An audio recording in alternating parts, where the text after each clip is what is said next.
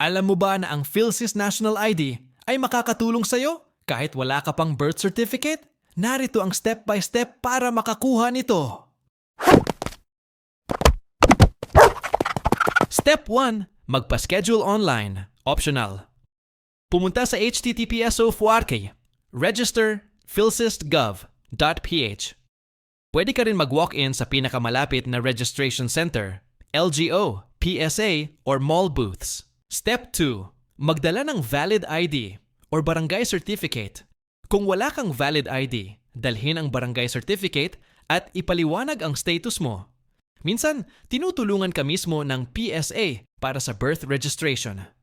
Step 3. Biometrics capture. Picture, fingerprints at iris scan ang kukunin sa registration site. Step 4. Verification at wait for delivery.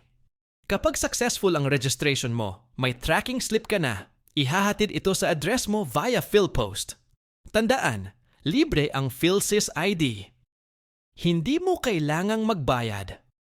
Kung wala ka pang birth certificate, pwede kang i-refer ng PSA para matulungan kang magkaroon. Ang National ID ay makakatulong sa pagkuha ng ayuda, trabaho, benefits, at iba pa.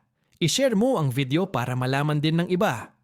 At follow mo na rin si Dotsky TV para sa mga libreng government services.